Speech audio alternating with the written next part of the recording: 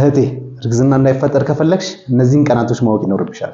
አንዲት ሴት መቼ ኦቭሌት ማድረግ እንዳለባት የኦቭሌሽን ቀኗን ማወቅ ይኖርባታል። እንቁላል ከኦቫሪ ለፈርቲላይዜሽን የሚለቀቅበት ቀን ማለት ነው። እንዲሁም ደግሞ የሳይክል ሌንግዟን ማወቅ ይኖርባታል። የሳይክል ሌንግዟን የምታውቅበት መንገድ ምንድነው?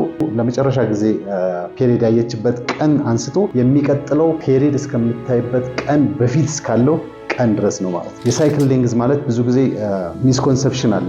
የሳይክል ሌንግዝ ሲባል ደም የሚፈስበት 3 እስከ 4 እስከ 5 ቀን ያለው አይደለም። የሳይክል ሌንግዝ ማለት በሁለት ሚኒስትሬሽን ሳይክሎች መሃል ያሉ ቀናቶች ናቸው። ይሄም ማለት በዚህኛው ጊዜ ወይም ደግሞ በባለፈው ሚኒስትሬሽን ፔሪድ የጀመረበት ቀን እስከሚቀጥለው ፔሪድ ከመጀመሩ በፊት እስካለው ቀን ድረስ ያለው የሚኒስትሬሽን ሌንግዝ ተብሎ ይቆጠራል ማለት ነው። ስለዚህ በምሳሌ እንመልከት። ለምሳሌ ይቺ ሴት ፔሪዷን ያየችው ይሄ ወር ሚያዝያ ወር ቢሆን ይቺ ሴት ፔሪዷ የጀመረው ሚያዝያ ወር ላይ ሚያዝያ 4 ቢሆን ሚያዝያ 4 አንደኛ ቀን፣ ሚያዝያ 5 ሁለተኛ ቀን፣ ሚያዝያ 6 ሶስተኛ ቀን፣ ሚያዝያ 7 አራተኛ ቀን። እነኚህ ምናልባት ልጅ ያደረገችባት ወይም ደግሞ የፈሰሰባት የወር አበባ ያየችባት ቀናቶች ሊሆኑ ይችላሉ። ቀጣይ የወር አበባ ምናልባት ሚያዝያ 29 ከሆነ ያየችው የሳይክል ሌንግዟ ምን ያህል ነው የሚለውን እንቆጥራለን ማለት ነው።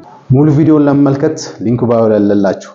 ታዲያ ይህን ፔጅ ላይክ፣ ፎሎ፣ ሼር ማድረግ እንዳትረሱ።